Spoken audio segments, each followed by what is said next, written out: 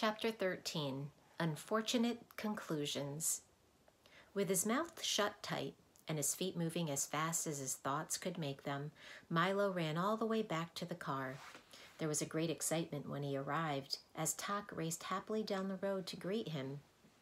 The humbug personally accepted all congratulations from the crowd. "Where is the sound?" someone hastily scribbled on the blackboard, and they all waited anxiously for the reply. Milo caught his breath, picked up the chalk, and explained simply, "It's on the tip of my tongue." Several people excitedly threw their hats into the air. Some shouted what would have been a loud hurrah, and the rest pushed the heavy cannon into place. They aimed it directly at the thickest part of the fortress wall and packed it full of gunpowder. Milo stood on tiptoe, leaned over into the cannon's mouth, and parted his lips. The small sound dropped silently to the bottom, and everything was ready. In another moment, the fuse was lit and sputtering. "I hope no one gets hurt," thought Milo, and before he had time to think again, an immense cloud of gray and white smoke leaped from the gun, and along with it, so softly that it was hardly heard, came the sound of butt. It flew toward the wall for several seconds in a high, lazy arc, and then struck ever so lightly just to the right of the big door. For an instant there was an ominous stillness, quieter and more silent than ever before, as if even the air was holding its breath. And then almost immediately there was a blasting, roaring, thundering smash, followed by a crushing, shattering, bursting crash, as every stone in the fortress came toppling to the ground, and the vaults burst open, spilling the sounds of history into the wind. Every sound that had ever been uttered or made, from way back to when there was none, to way up when there were too many, came hurtling out of the debris in a way that sounded as though everyone in the world was laughing, whistling, shouting, crying, singing, whispering, humming, screaming, coughing, and sneezing, all at the same time. There were bits of old speeches floating about, as well as recited lessons, gunshots from old wars, babies' cries, auto horns, waterfalls, electric fans, galloping horses, and a great deal of everything else. For a while there was total and deafening confusion, and then, almost as quickly as they'd come, all the old sounds disappeared over the hill in search of their new freedom, and things were normal again. The people quickly went about their busy, talkative business, and as the smoke and dust cleared, only Milo, Tock, and the humbug noticed the sound keeper sitting disconsolately on a pile of rubble. "I'm terribly sorry," said Milo sympathetically, as the three of them went to console her. "But we had to do it," added Tock, sniffing around the ruins. "What a terrible mess," observed the humbug, with his knack for saying exactly the wrong thing. The soundkeeper looked around with an expression of unrelieved sadness on her unhappy face. "It will take years to collect all those sounds again," she sobbed, "and even longer to put them back in proper order. But it's all my fault, for you can't improve sound by having only silence. The problem is to use each at the proper time." As she spoke, the familiar and unmistakable squinch-squanch of the din's heavy footsteps could be heard plodding over the hill. And when he finally appeared, he was dragging an incredibly large sack behind him. "Can anyone use these sounds?" he puffed, mopping his forehead. "They all came over the hill at once, and none of them are awful enough for me." The soundkeeper peered into the sack, and there were all the sounds which had burst from the vaults. "How nice of you to return them," she cried happily. "You and the doctor must come by for an evening of beautiful music when my fortress is repaired."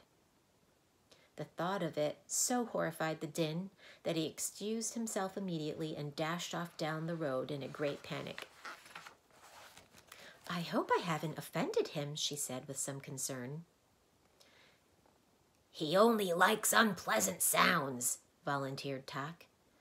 "Ah, yes," she sighed. "I keep forgetting that many people do. But I suppose they are necessary, for you'd never really know how pleasant one was unless you knew how unpleasant it wasn't. She paused for a moment, then continued. If only Rhyme and Reason were here, I'm sure things would improve. That's why we're going to rescue them, said Milo proudly. What a long, hard journey that will be. You'll need some nourishment, she cried, handing Milo a small brown package, neatly wrapped and tied with string. Now remember, they're not for eating, but for listening, because you'll often be hungry for sounds as well as food. Here are street noises at night, train whistles a long way off, dry leaves burning, busy department stores, crunching toast, creaking bed springs, and of course, all kinds of laughter. There's a little of each, and in far-off lonely places, I think you'll be glad to have them. I'm sure we will, replied Milo gratefully. Just take this road to the sea and turn left, she told them. You'll soon be in Digitopolis. And almost before she had finished, they had said goodbye and left the valley behind them. The shoreline was peaceful and flat, and the calm sea bumped it playfully along the sandy beach. In the distance, a beautiful island covered with palm trees and flowers beckoned invitingly from the sparkling water. Nothing can possibly go wrong now, cried the humbug happily, and as soon as he said it, he leaped from the car as if stuck by a pin and sailed all the way to the little island. And we'll have plenty of time, answered Tock, who hadn't noticed that the bug was missing, and he too suddenly leaped into the air and disappeared. It certainly couldn't be a nicer day, agreed Milo, who was too busy looking at the road to see that the others had gone. And in a split second, he was gone also. He landed next to Tock and the terrified humbug on the tiny island, which now looked completely different. Instead of palms and flowers, there were only rocks and the twisted stumps of long dead trees. It certainly didn't seem like the same place they had seen from the road. Pardon me, said Milo to the first man who happened by. Can you tell me where I am? Pardon me, replied the man. Can you tell me who I am? The man was dressed in a shaggy tweed jacket and knickers with long woolen stockings and a cap that had a peak both front and back, and he seemed as confused as he could be. You must know who you are, said Milo impatiently. You must know where you are, he replied with equal annoyance. Oh dear, this is going to be difficult, Milo whispered to Tock. I wonder if we can help him. They conferred for a few minutes, and finally the bug looked up and said, Can you describe yourself? Yes, indeed, the man replied happily. I'm as tall as can be. And he grew straight up until all that could be seen of him were his shoes and stockings. And I'm as short as can be, and he shrank down to the size of a pebble. I'm as generous as can be, he said, handing each of them a large red apple. And I'm as selfish as can be, he snarled, grabbing them back again. I'm as strong as can be, he roared, lifting an enormous boulder over his head. And I'm as weak as can be, he gasped, staggering under the weight of his hat. I'm as smart as can be, he remarked in 12 different languages. And I'm as stupid as can be, he admitted, putting both feet in one shoe. I'm as graceful as can be, he hummed, balancing on one toe. And I'm as clumsy as can be, he cried, sticking his thumb in his eye. I'm as fast as can be, he announced, running around the island twice in no time at all. And I'm as slow as can be, he complained, waving goodbye to a snail. Is that any help to you? Once again they conferred in busy whispers until all three agreed. It's really very simple, said the humbug, twirling his cane. If everything you say is true, added Tock. Then without a doubt, Milo concluded brightly, you must be Canby. Of course, yes, of course, the man shouted. Why didn't I think of that? I'm as happy as can be. Then he quickly sat down, put his head in his hands, and sighed. But I'm also as sad as can be. Now, will you tell me where we are? Asked Tock as he looked around the desolate island. To be sure, said Canby. You're on the island of Conclusions. Make yourself at home. You're apt to be here for some time. But how did we get here? Asked Milo, who was still a bit puzzled by being there at all. You jumped, of course, explained Canby. That's the way most everyone gets here. It's really quite simple.